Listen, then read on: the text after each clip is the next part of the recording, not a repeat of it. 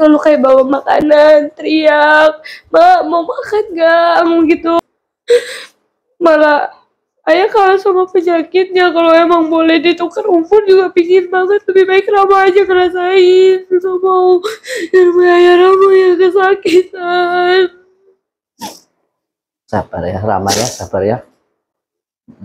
Doain ayah, semoga di sana lebih bahagia.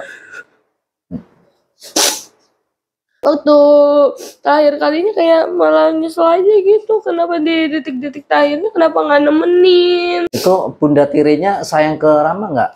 Boro-boro om, kalau Rama aja udah kayak orang dendam, benci banget. Tapi kalau di depan almarhum kayak orang baik. Tapi enggak, iya ini bunda kok sayangnya kalau ada ayah doang. Udah, tapi Halo, assalamualaikum, berjumpa lagi dengan saya dan halo semua, kenalkan nama saya Rahma.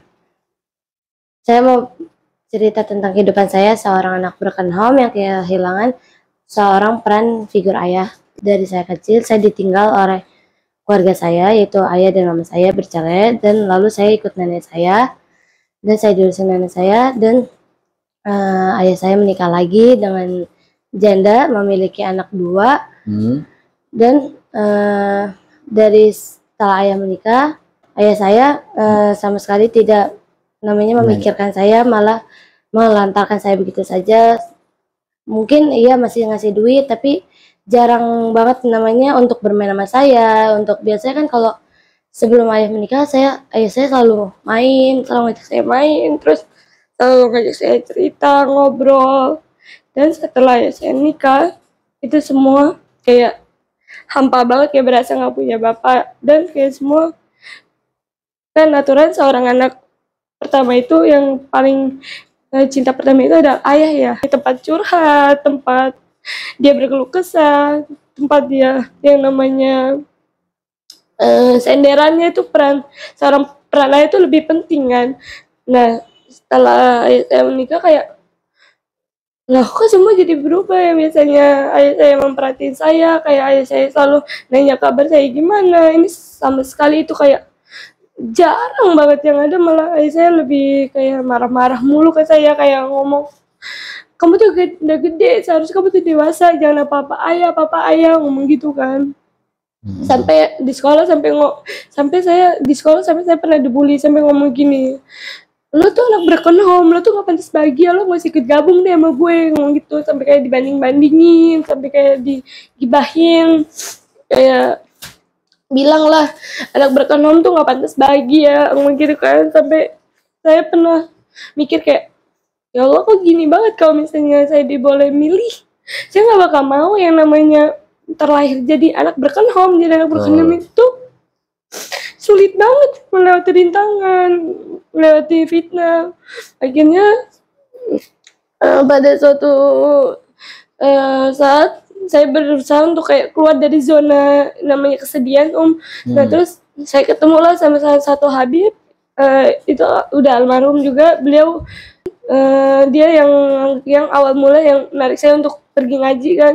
Terus saya curhat sama beliau, saya sempat waktu di GBK saya ngomong, "Bib, emang bener ya seorang anak berekonomi itu nggak boleh bahagia? Emang iya ya?" ngomong gitu kan. Terus sampai Bib ngomong gini, "Semua orang tuh berhak bahagia, apalagi anak kan," ngomong gitu. Terus habis itu kayak, terus akhirnya dari situ saya curhat sama Bibnya, cerita banyak. Nah akhirnya kan saya kan tipe orang yang nggak mau pusing kan. Nah akhirnya saya pergilah ke taklim demi ngilangin yang namanya kestresan dunia, sampai biar saya nggak berantem sama orang tua saya. Nah pas saya pulang, saya difitnah sama ayah saya. Enggak, saya dibilang lah saya main, saya ini, saya itu. Ya kan saya tuh bingung, kalau misalnya saya ngaji dibilang saya difitnah saya main, saya difitnah saya ini, saya pacaran, saya boro-boro nama pacaran kan. Saya tuh ngaji, saya ini, saya difitnah. Sampai waktu itu pernah suatu saat itu ayah saya kayak ngomong ke mama saya, enggak kan. Mungkin sampai mama saya datang, sampai mama saya marahin saya, sampai mungkin kesalahan sayanya saya bohong ke ayah saya buat biar saya bisa pergi ngaji pakai itu motor. Kayak di rumah tuh sumpah banget dengan adanya mak tiri, kayak isi kepala tuh kalau ngeliat mereka tuh kayak udah muak, udah pecah, kayak ya Allah gini banget. Kayak berat.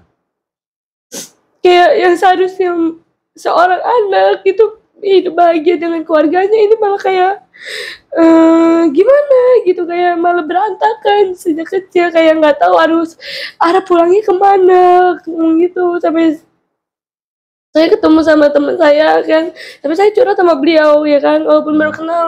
Beliau ngomong ini, deh kalau ada apa-apa cerita jangan dibungkam gitu, kasihan kamu ntar jadi kayak ada tekanan ngomong gitu kan.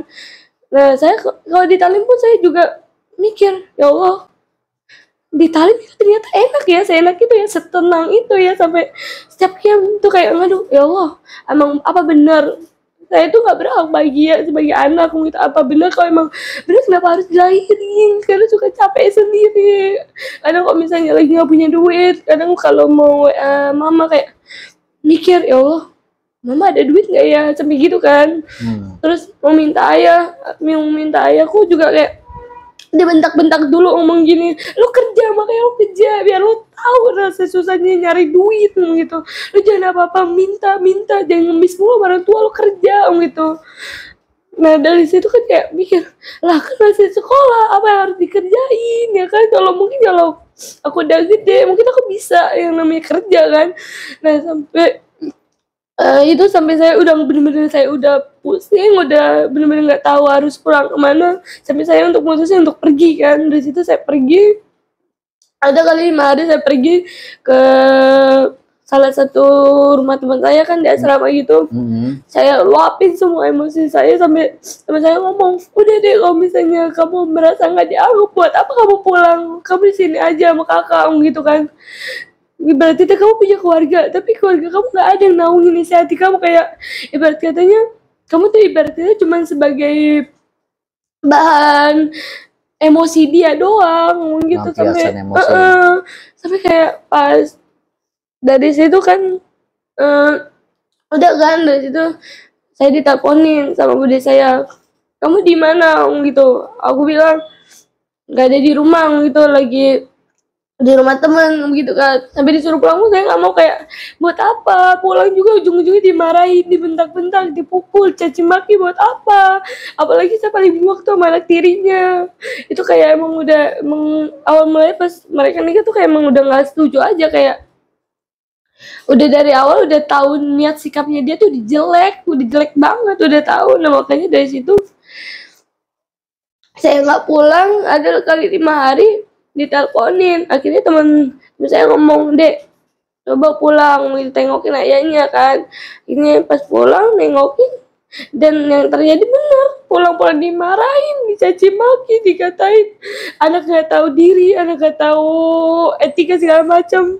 Nah padahal kalau itu pergi juga tuh cuman buat tenangin diri buat tenangin, kayak biar gimana caranya biar nggak sumpah nih di rumah. Ya udah dari situ saya pergi ke rumah temen kan 5 hari. Nah saya udah berusaha untuk memaafkan mereka, tapi mereka malah begitu lagi, bikin saya muak kan. Akhirnya udah dari situ saya balik lagi ke rumah teman, dan diteleponin lagi.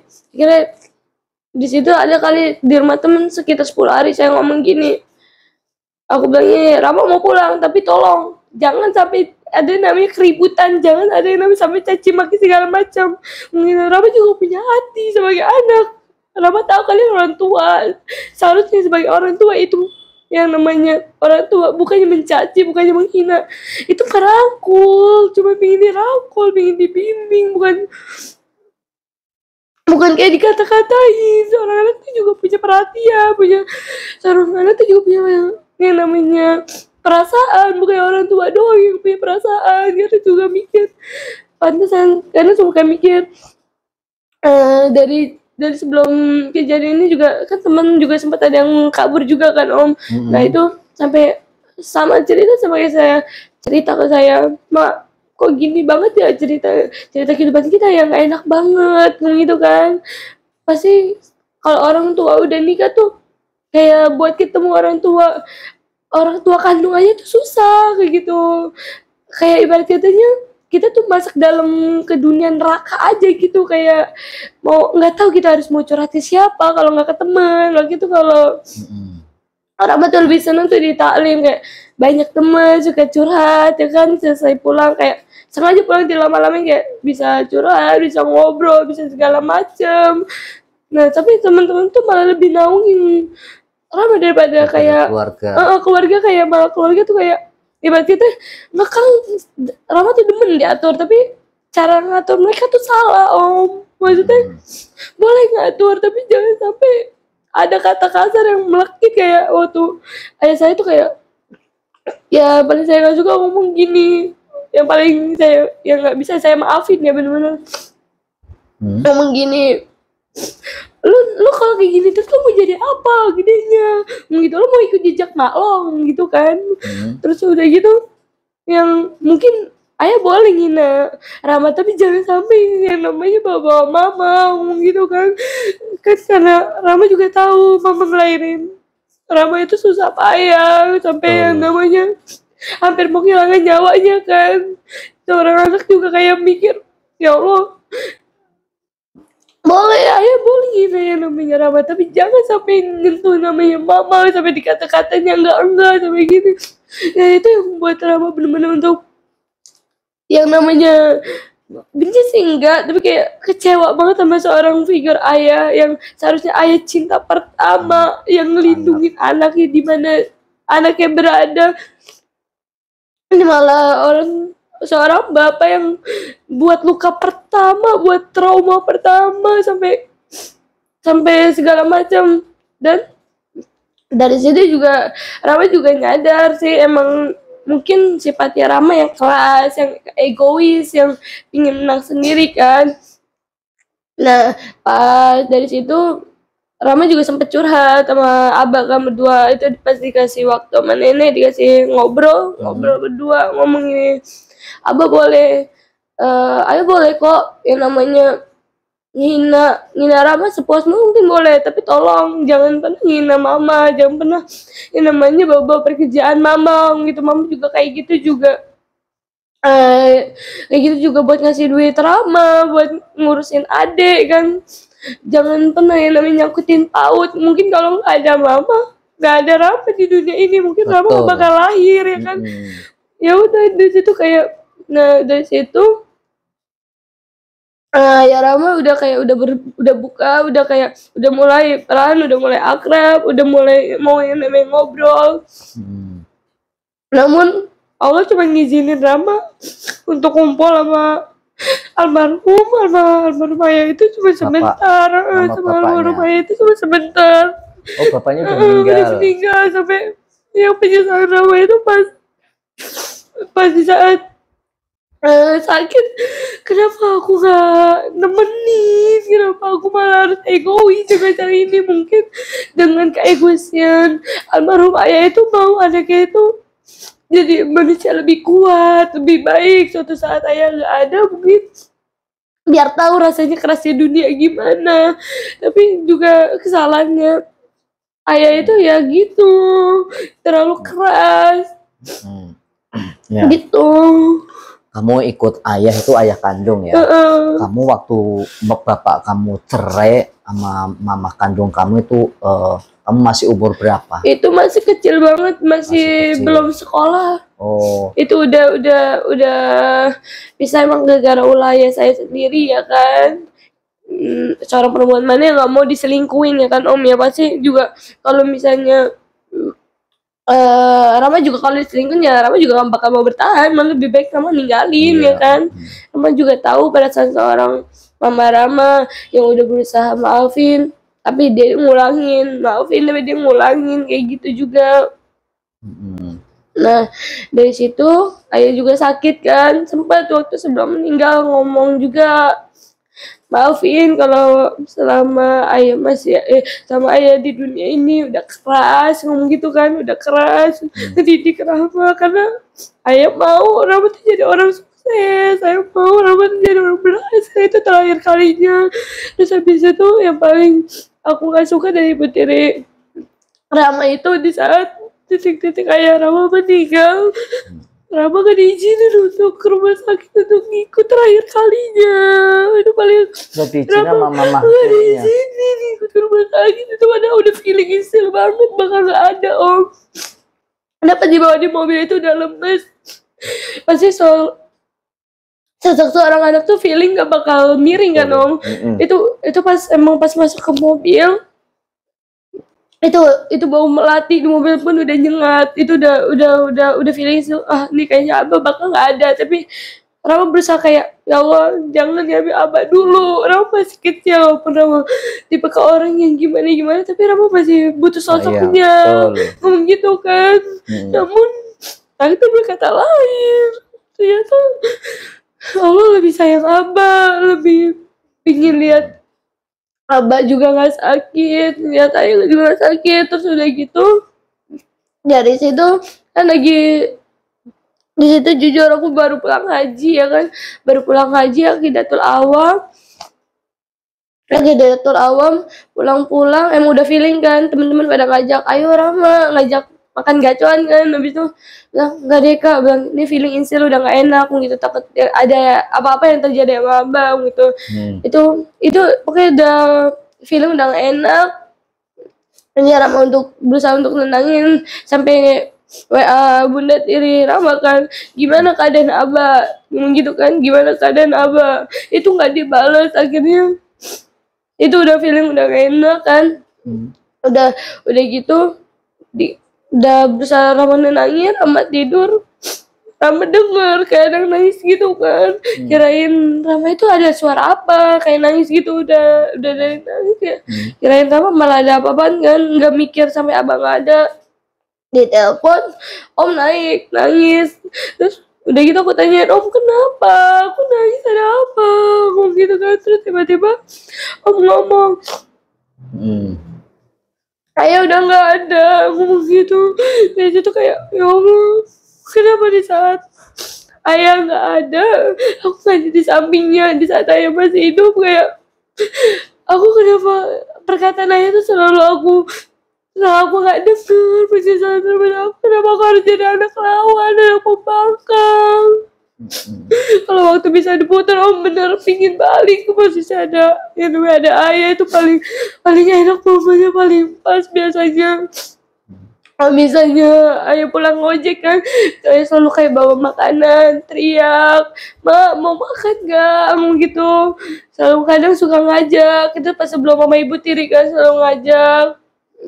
Mungkin kangen momen-momen itu, tapi malah Ayah kalah sama penyakitnya. Kalau emang boleh ditukar umur juga pingin banget. Lebih baik Rama aja ngerasain. Gak mau Ayah Rama yang kesakitan. Sabar ya Rama ya, sabar ya.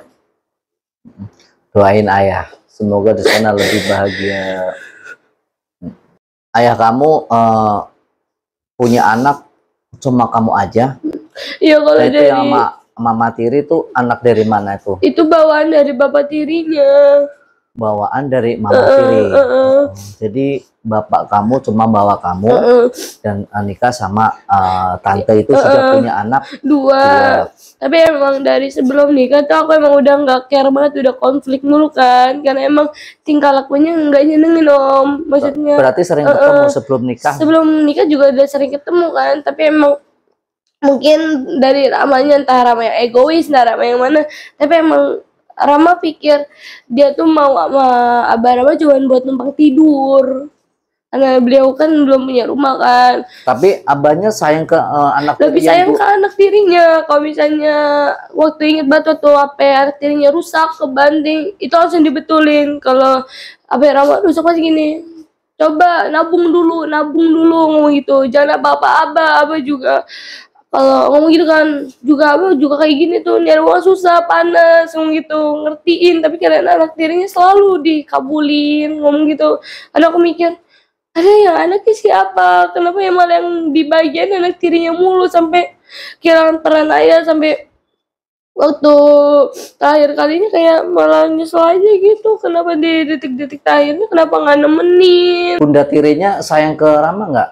Boro-boro om, kalau Rama aja udah kayak orang dendam, kayak orang benci banget. Tapi kalau di depan almarhum kayak orang baik, tapi kalau di belakang kayak orang musuh. Bukan kayak apa-apa, kayak musuh aja gitu. Jadi setahu abah kamu tuh mama tirinya sayang sama kamu Iya, juga. tapi kalau di belakang itu bener-bener munafik banget kalau kata Rama. Tapi kamu pernah curhat sama ayah nggak? Ya ini bunda kok sayangnya kalau ada ayah doang. Udah, tapi ayah nggak ngegubris ngomong gini, kamunya aja tuh terlalu gimana pemikirannya. Padahal dari situ Rama udah liatin, kayak Rama liatin satu-satu tinggal akunya kok gini ya pelakuannya ya, kok gini ya gitu kan. Bunda kamu bawa anak 2. Itu umurnya lebih Ada adik-adikan. Oh, lebih adik-adik kamu. Dia masih di bawah umur banget. Yang pertama kelas yang berapa? pertama kelas 3, terus yang kedua kelas 2. Oh. Yang satu kelas 3 SMP. Udah mau SMA. Nah, kamu ikut waktu cerai sama mama kamu. Kenapa kamu nggak ikut mama? Tadinya aku kan pinginnya kan ngikut mama ya kan. Ya. Nah, namun emang dari pihak ayahnya rese, ngancem-ngancem mama mulu ya kan. Oh, nggak Nah, boleh. jadi nggak boleh. Sampai waktu itu juga sampai berebutan ya kan. Pokoknya Rama udah dikasih tahu semua sama mama gimana ya kan. Nah, terus sampai pas Rama mikir tuh pas ayah nikah kayak, kok dulu Rama jadi bahan rebutan, kenapa jadi malah sekarang jadi kayak orang dimusuhin, kayak orang nggak dianggap ada di dunia ini, kayak ibarat katanya udah kayak ibaratnya sama anak itu bukannya jadi anak malah jadi musuh gitu. Setelah nikah lagi iya, ya, setelah nikah itu malah kayak jadi orang nggak tahu arahnya kemana, bener-bener perannya itu hilang banget setelah ikut materi itu baru-baru kelas SMP kelas 3. Sampai kelas 3 iya. Sampai sekarang. Aku sempat waktu itu ke mama ya kan, sama sering kadang ke mama ngomong kan curhat, tapi pasti seorang anak juga pasti juga kadang punya gengsi kan sama orang tuanya. Dari situ juga udah bener-bener pusing mau kemana, akhirnya terpaksa lari kabur pulang taklim kan. Aku ngomong sama salah satu temen aku, kak nggak kuat kayaknya kalau Rama harus di rumah mulu gitu, bener-bener kayak nggak tahu Rama harus ngadu ke siapa gitu kan. Kayak ibarat katanya gini loh, Rama punya seorang sosok almarhum figur ayah dulu kan, tapi selalu seorang figur ayah itu yang dibela tuh anak tirinya nggak pernah anak kandungnya dibela. Sampai bener-bener waktu itu bener-bener kayak ya Allah, kalau emang ini jalan terakhir buat aku ya udah aku lebih baik ikut teman kan. Akhirnya teman bukan yang ngusir sih, kayak teman ngomong, Ma ini udah 5 hari nengokin sana bapaknya, jangan sampai penyesalan datang begitu kan ke kamu, gitu-gitu juga bapakmu. Iya. Nah kan gitu kan, akhirnya nyiapin diri tuh nyiapin diri untuk datang pagi-pagi ya kan. Nah di situ ada materi Rama, terus ngomong gini, gak usah pulang aja kalau kayak gitu, ngapain pulang gitu. Kayak nguasain rumah, ngapain pulang lo gitu kan. Nah akhirnya udah Rama diemin, kok makin kesini malah keluarga juga malah ngebela dia kan. Habis itu udah tuh ke 6 harinya pas besoknya Rama balik lagi ke rumah teman. Emang gara-gara udah kayak sebagai anak gak dianggap aja peran anaknya kan. Akhirnya ikut teman, setelah 10 hari teman ikut ngantar ke rumah, ngomong baik-baik sama nenek kan. Itu ngomong baik-baik, Nek, Rama nih sebenarnya kayak gini juga karena perilaku seorang bapaknya. Coba bapaknya care, namanya anak pasti butuh yang namanya curhat sama seorang bapak kan. Coba berusaha care sama anaknya, rangkul anaknya kayak dulu lagi sebelum nikah. Terus kalau misalnya ada anak yang mau curhat, ya udah biarin curhat. Kalau anak butuh uang ya pasti seorang anak minta uangnya harus ke bapak dong kan. Bapak kan yang kerja itu kan. Walaupun tahu susahnya, oke susah nyari duit emang tahu, tapi temen Rama ngomong gitu, susah-susahnya orang tua pasti dia bakal nafkahin seorang anak gitu kan. Akhirnya temen Rama ngomong gitu kan, udah gitu udah akhirnya temen Rama nganterin, akhirnya Rama sama Abah Rama disatuin, Rama disuruh luapin, Rama luapin. Dari situ besokannya Abah Rama mungkin emang masih kesal ya, nggak ngajak ngomong, nggak ini, Dia Rama diemin 2 hari, 3 harinya minta maaf sendiri, ngomong. Itu pas, pokoknya itu di situ pas udah detik-detik mau nggak adanya. Nggak ada ya, Terus habis itu datang ngomong, "Mak, Ayah ini kayak gini tuh sayang sama kamu, bukannya Ayah benci atau gimana. Ayah tuh nggak ngebandingin kamu sama anak-anak lain. Ayah tuh cuma pingin kalau suatu saat Ayah nggak ada, kamu tuh udah pemikiran dewasa, udah pemikiran kayak nggak apa-apa minta orang tua, pasti nggak selamanya kamu sama orang tua kan, gitu. Ayah tuh cuma minggir, gimana kalau Ayah nggak ada. Terus suatu saat nggak mungkin dong seorang orang tua nggak bakal ninggalin anaknya, entah siapa lagi yang bakal ninggalin kamu ntar kan setelah Ayah, gitu. Terus di situ Rama nggak mikir kalau emang itu nasihat Abah terakhir kalinya kan. Sampai pas setelah itu akhirnya 3 hari Rama di rumah masih baik-baik aja tuh, masih baik-baik aja, masih kayak bercanda-bercanda ya kan, ngeledekin. Nah dari situ kayak ngerasa, ya Allah, ini yang Rama pingin, sosok peran Ayah, gitu kan. Dari situ pas ke 5 hari itu Abah langsung kayak sakit kan, sakit bener-bener, udah kayak orang nyawanya mau dicabut, bener-bener udah feeling ill di situ kan, udah feeling ill. Nah ini kayaknya Abah udah bakal nggak mau ada, ini pas Abah bakal nggak ada nih, gitu, karena muka rautnya udah beda Om. Terus dari situ Rama coba berusaha deket, Rama sampai megang yang namanya kepala Abah untuk Rama pimpin dan namanya sholat yang waktu itu almarhum Habib ngomong kalau sakit apapun apa usahain kepalanya didoain. Akhirnya Rama baca sholawat, mungkin anak Nur Mustafa udah beritahu dibaca sholawat itu. Nah setelah itu, tapi alhamdulillahnya tuh setelah itu badannya hangat Om, udah kembali hangat kan. Tapi emang udah kayak orang gak nyadar. Akhirnya tapi masih ngorok. Akhirnya dari situ kakinya doang yang dingin. Dari situ aku ngomong sama mati aku, Tan, tolong ini Ayah dibawa ke rumah sakit, bilang gitu. Ini ini tuh bukannya ini tuh bukannya ngerengek, ini tuh udah kayak orang sesak napas, udah nggak ada, bakal udah ngomong nggak ada ini. Aku sempat ngomong gitu kan. Akhirnya rumah sakit. Dari situ aku minta tolong sama tante kan, Tan tolong telepon teman-temannya, bilang gitu, suruh anterin. Kalau emang tante nggak mau, biar Rama aja nganter.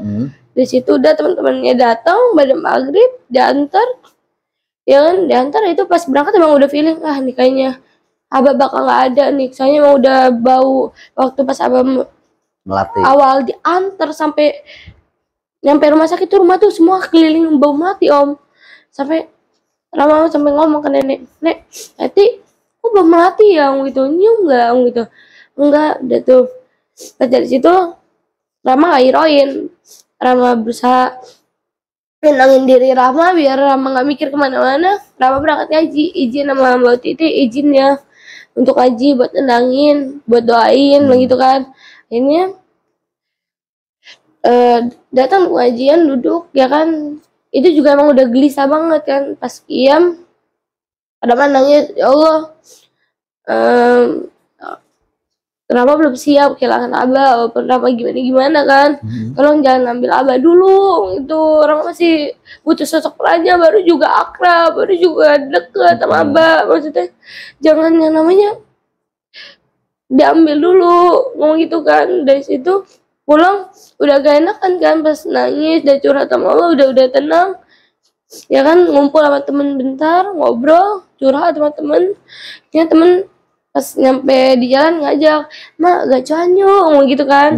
Nah Rama sempat nolak, kayak bilang enggak, Rama mau pulang, bapak gue takut kenapa-napa, ngomong gitu kan. Ngomong gitu Om, takut bapakku kenapa-napa. Terus itu enggak, insya Allah bapakmu baik-baik aja. Enggak, gitu, mau pulang. Akhirnya aku kayak ngeberontak untuk nekat kan untuk pulang kan.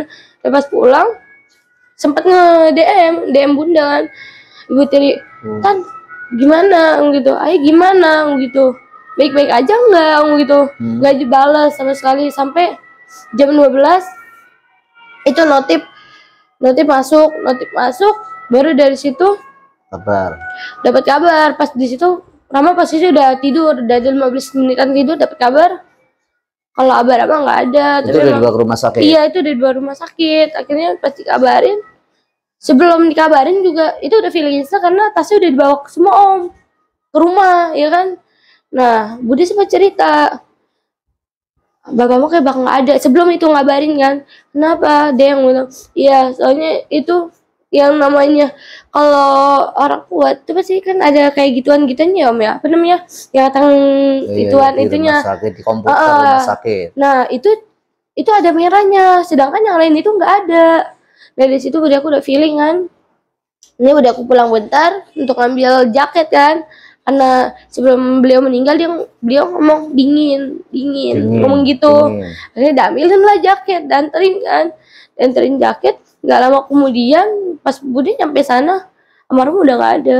Kamu nyaksiin? Nggak dibolehin. Nggak dibolehin sama bunda. Nggak dibolehin sama bunda tiri, katanya buat apa ngomong gitu, anak kecil juga gak bakal boleh masuk ngomong gitu kan. Dari situ aku udah berusaha diam, nggak mau berantem kan, posisi saya juga emang udah koma banget di situ. Saya udah diam. Ini benar feeling Rama, nggak ada nih, bener dapat kabar kalau almarhum udah nggak ada. Nah itu langsung ya udah, Rama dari atas, Rama awalnya bengong kayak, bener nggak sih, kenyataan nggak sih, ini bener nggak sih, sampai Rama di atas tuh sampai kayak ngegampar diri Rama sendiri kayak untuk bener ini mimpi nggak sih kayak gitu kan. Rama gampar sampai 2 kali, oh nggak mimpi. Dari situ Rama ke bawah, Rama berusaha untuk kuat dulu kan.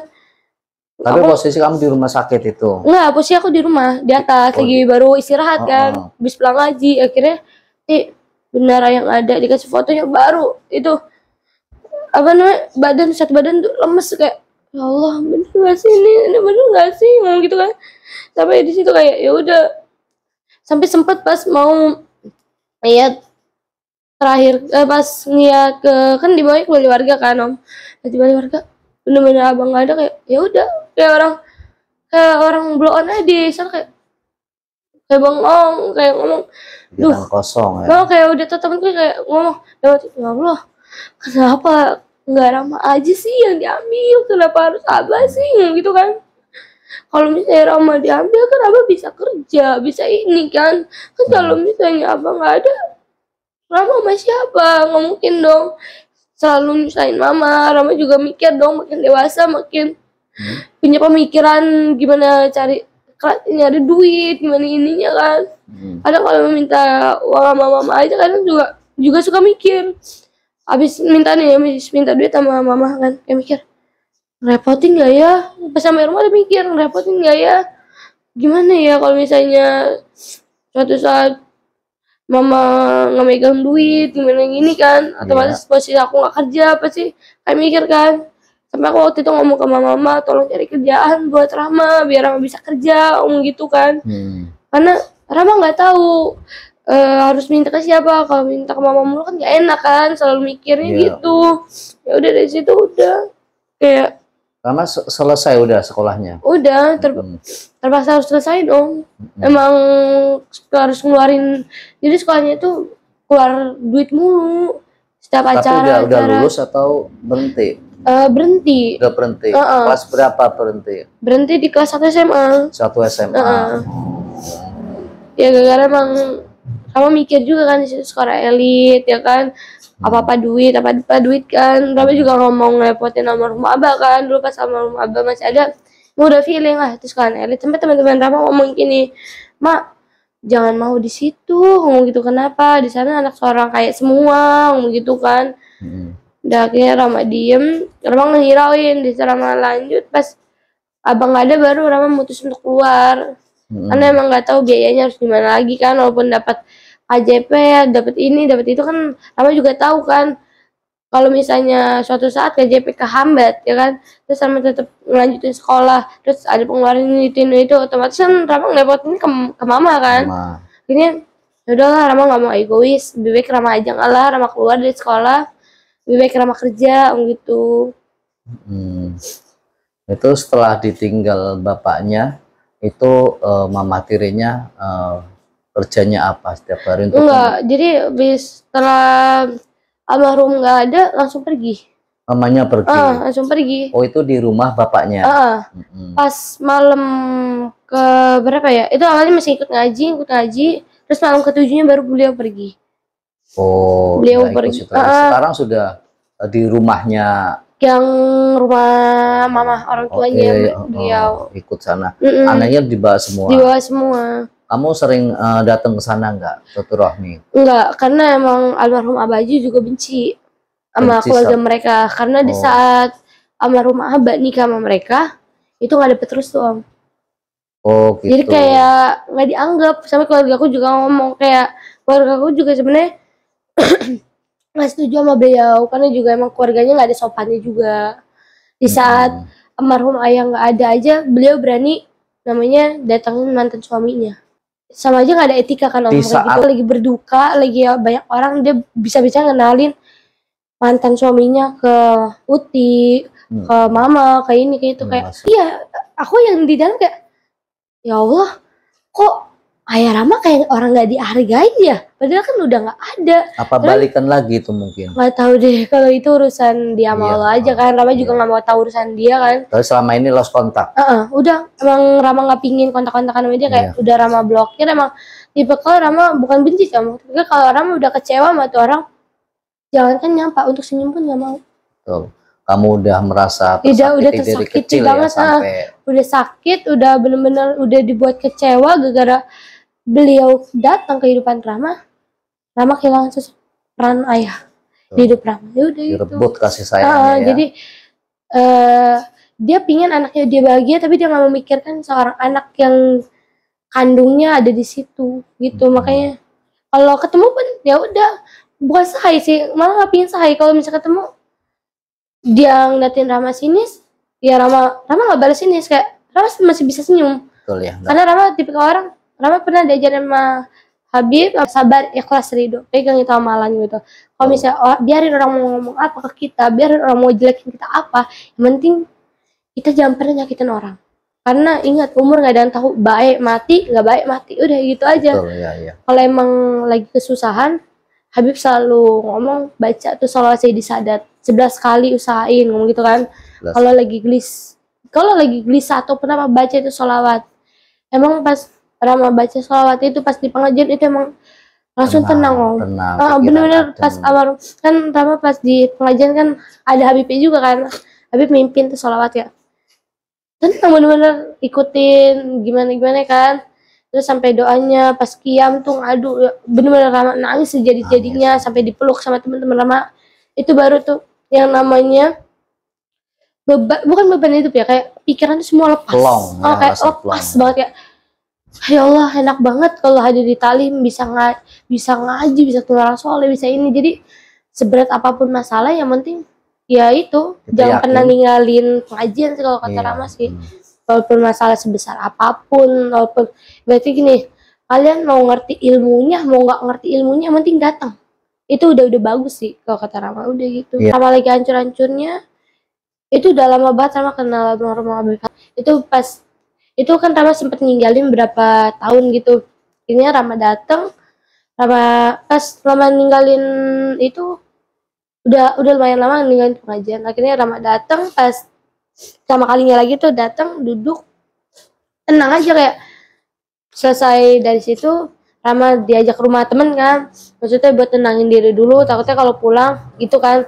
Dari situ udah temen ngajarin, udah mah ingat pesan Habib apa, jangan pernah benci sama orang, udah biarin aja orang mau nyakitin kamu gimana, yang penting kita nggak ngerepotin dia. Kalau kecuali Rama ngerepotin dia, Rama buat beban sama dia, Rama baru boleh mikirin. Yang penting Rama sekarang fokus aja gitu selalu. Makanya dari situ ya udah, kalau misalnya orang mau nyaci maki Rama gimana juga, Rama diemin aja. Asalkan Rama tuh gini loh, orang boleh caci Rama, jangan pernah nyentuh hati ibu Rama yang udah ngelahirin Rama semati-matian mungkin kan. Itu yang Rama paling harus ngejaga kan. Iya, seorang ibu tuh sangat luar biasa. Iya, bener. Makanya tetap jangan putus sama seorang ibu. Karena itu Allah kedua. Iya, benar. Ibaratnya ridho orang tua, ridho Allah, ridho orang tua. Surga itu ada di tapak kaki ibu. Kalau misalnya kalian, Rama pernah waktu itu pas bener-bener lagi debat sama orang tua, Rama pernah sempet berantem sama mama, sampai Rama mikir, ya Allah buat apa Rama berantem ya sama mama ya, mama kan yang ngelahirin Rama, sampai bener-bener sampai itu kan. Ini Rama bener-bener dengar penyesalan, biarin Rama dimarahin gimana pun, Rama yang salah. Rama datang, Rama minta maaf, dari situ udah Rama baikan lagi. Juga Rama mikir Rama gak bakal mengulangin ini lagi. Pokoknya itu buat pelajaran buat Rama. Pokoknya kehilangan sosok bapak itu bener-bener gak enak, walaupun pernah kehilangan sosok perannya. Iya, gak apa-apa. Sayang sama orang tua ya, tetap sama bapak ya. Doain terus, jangan berhenti ke majelis taklim, nyari ilmu, dan sama mama juga masih ada. Jangan putus, doakan mama terus ya. Iya, memang tinggal orang tua satu-satunya kan beliau. Itu adalah betul tadi, ridho Allah adalah ridho orang tua. Seseorang mama surga di bawah telapak mama, karena kamu masih belum berkeluarga. Kalau sudah berkeluarga baru di bawah kaki suami. Terus jangan bersedih, semua itu sudah ada takdirnya, udah ada batasnya orang hidup, ya udah takdir. Dan terus bersolawatlah terus, kalau bisa tingkatkan 11 jadi 33 sampai 100 sampai 1000 kalau betul, karena sholawat itu kesempatan bagi kita kayak walaupun kita ibadahnya kurang ataupun apalagi udah lebih, itu sholawat itu sangat penting untuk diri kita. Makanya kamu tadi tenang ya, setelah sholawat makhluk qiyam nangis lepas terus emang Rama pernah diajarin ijazah juga dari almarhum guru yang disampaikan benar-benar dari Rasulullah langsung lewat mimpi. Baca Sayyidis Sadat 11 kali, walaupun kalian kesusahan, walaupun kalian mau nyari kerja sulit, pokoknya itu baca Sayyidis Sadat 11 kali setelah asar, setelah maghrib. Pokoknya di saat kalian butuh yang namanya pertolongan, baca itu Sayyidis Sadat. Pokoknya zikir, terus jangan pernah lepas, pokoknya jangan pernah ninggalin majelis talim deh. Pokoknya itu ketenangan banget kalau bagi Rama ya. Betul ya. Di saat nggak ada talim aja Rama kayak, kadang Rama kan ngikut talim gitu kan, masuk grupnya kan kayak lihat nih ada di mana aja ya gitu. Walaupun jauh juga Rama paksa Om. Kayak udah, jadi majelis talim itu rumah kedua kita setelah ibaratnya setelah kita lagi nggak bener di keluarga kita yang ini, langsung lari ke keluarga kedua untuk nyari ketenangan. Jadi biar kita juga kayak malah kita kalau misalnya kita di rumah malah nanti jadi konflik, berantem, jadi gimana nggak karuan kan, daripada jadi perpecahan antara keluarga. Antara ini Rama lampiasin amarah Rama, kecewaan Rama ke taklim. Rama berusaha datang, duduk, hikmat, ya kan. Sampai Rama pernah waktu itu datang ke gurunya, Rama minta doa, air doa ke Syekh itu pas ada acara. Rama minta doa, didoain. Benar, pas dari situ Rama minta rezeki, alhamdulillah rezeki ada aja. Ada aja. Dari berkat Rama bukan percaya gimana-gimana, emang kan juga udah ada gimana-gimana ya kan. Juga kan ada teman Rama, seorang guru, orang tua itu nggak pernah nggak dijabah, pasti selalu dijabah, apalagi dia yang ngebimbing, apalagi dia ngasih ilmu ini, karomanya itu selalu ada gitu. Makanya Rama kayak ya udah, di saat Rama lagi ada masalah keluarga ya Rama bukan Rama benci ya, Rama cuma pingin boleh ngatur, boleh ini, tapi jangan pernah ngegores nama hatinya mama gitu doang. Ya itu doang. Boleh orang ngecaci Rama sebisa mungkin biarin. Yang penting kalau orang udah dengar beliau udah nyebut nama mama, itu udah kayak sebagai anak tuh kayak nggak terima pasti ya kan. Makanya sayangilah mama ya. Terus jangan sampai putus silaturahmi sama mama. Doain mama, karena seorang anak mendoakan untuk mamahnya itu nggak ada hijab. Dan doa mamah itu akan dikabul, nggak ada hijab untuk mendoakan seorang anak. Ya. Dan sholawat terus saya setuju banget. Tambahkan terus, jangan cuma 11 kali. Karena Allah menyuruh untuk kita bersolawat. Nabi dan para malaikatnya juga bersolawat, apalagi kita. Allah menyerukan terus sholat dan sholawat. Karena Allah nggak sholat, nggak berpuasa, nggak menjalankan ibadah, tapi Allah bersolawat. Makanya sholawat. Kalau bisa sedikit-dikitnya dalam satu hari 333. Standar yang bagus 1000 kalau bisa. Innallaha wal malaikatahu yusholluna ala nabi. Ya betul. Hai, bersolawatlah kepada Nabi, para malaikat pun bersolawat. Ya. tinggalkan terus bersolawat. Apapun masalahnya, apapun kesedihannya, bersolawat insya Allah jadi nikmat, jadi terang ya. Iya makanya. Enggak sih kalau untuk sholawat setiap taklim, setiap lagi, pokoknya setiap lagi ada waktu ya udah Rama bengong gitu kan. Bengong bukan berarti bengong gitu kan, Rama baca sholawat yang diijazahin guru, yang dapat dari mana gitu kan. Berarti diijazahin guru. Sholawat itu. Iya, sholawat itu udah hampir setiap hari Rama baca. Ya, betul. Setiap Rama mau tidur aja itu Rama harus baca. Kalau misalnya nggak baca tuh gelisah banget. Betul. Nah, harus emang itu suatu kebutuhan. Sholawat itu suatu kebutuhan. Yang tadinya malas dipaksa, jadi lama-lama kebutuhan. Kalau kita nggak bersolawat hari ini, rasanya tuh ada yang kurang. Nah, terus ada papan terus sholawat. Iya, awalnya juga Rama kayak mikir. Kadang Rama waktu pas Rama belum main nama Jis Taklim, Rama juga mikir kan, ini apa gunanya sih taklim, gimana sih rasanya Rama untuk berusaha kayak dorong diri Rama kayak untuk masuk ke dunia ini kan, biarin orang mau caci Rama gimana gitu kan. Rama mau tahu kerasnya dunia, mau tahu ketenangannya dunia gimana. Akhirnya Rama paksa tuh masuk. Alhamdulillahnya Rama bisa masuk ke taklim itu. Rama duduk, Rama hikmat, Rama dengar salah satu ijazah dari almarhum anak beliau yang nyampein suruh baca tuh salawat yang namanya Sayyidi Sadat. Mungkin anak-anak taklim Rama udah pada tahu ya. Itu baca 11 kali. Itu mau kesusahan apapun, pokoknya mau nyari kerja, itu almarhum mau selalu baca aja itu. Insya Allah bakal ada aja jalan menuju kemudahannya gitu. Habib juga pernah ngomong gitu. Sholawat itu pokoknya terus didawamkan karena itu sangat penting untuk kita. Sholawat sebetulnya untuk itu Rama bener ngerasain banget tuh. Pas Rama yang namanya dulu bener-bener masih nakal-nakal ya, belum kenal yang namanya habaib, masih fakir ilmu lah. Terus kayak pingin nyoba lah. Waktu itu dia tobat, teman Rama ngajak, ayo ke ini yuk ke taklim. Rama duduk, Rama dengerin kan, ternyata gini ya. Akhirnya Rama sempat datangin waktu itu Rama dikasih yang namanya air itu dari beliau tuh, makanya Rama mau terjun ke dunia itu. Akhirnya kata Habib, pokoknya kalian tuh jangan pernah pokoknya seberat apapun masalah, pokoknya sepepet apapun masalah, pokoknya jangan pernah ninggalin taklim. Sibukilah duniamu dengan akhiratmu, jangan sibukilah keduniaanmu dengan keduniaanmu, kata gitu sih yang paling penting. Karena kalau kita menggapai akhirat, dunia akan mengikuti. Iya benar. Tapi kalau menggapai dunia, belum tentu akhirat mengikuti ya.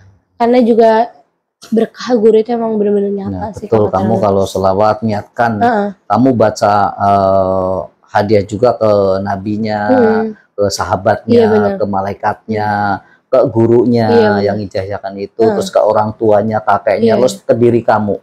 Langsung kamu bersolawat. Niatkan kamu membayar haknya Nabi, karena kamu berhak untuk bersolawat pada Nabi. Dan kamu mohon syafaatnya kepada Nabi di dunia pun akhirat. Dan kamu minta lagi kepada Allah dengan berkahnya sholawat ini. Jadi niatkan kita sholawat untuk membayar haknya Nabi Muhammad SAW ya. Jangan sholawat saya minta ini ya. Sholawat karena emang untuk sayang, kita rindu. Nah kalau kita sudah rindu sama Nabi Muhammad SAW, insya Allah beliau juga bakal rindu dengan kita. Iya benar. Iya ya. Udah nggak sedih lagi ya kalau ngomong sholawat ya. Insya Allah, masya Allah. Pokoknya saya suka banget dan kamu terus bacakan sholawat terus. Kirim doa ke abahnya sudah meninggal dan mamahnya masih ada yang sehat. Orang masih sehat, orang masih hidup perlu dibacakan doa Al-Fatihah ya. Baca sholawat ya. Oke ya, cukup sekian ya teman-teman ya. Mungkin ada pesan kesannya untuk penonton ya. Rahma. Oke, untuk kalian yang masih punya sosok figur ayah dan figur orang tua lah berarti katanya, sayangilah, jangan yang namanya kalian gores hatinya sedikit pun.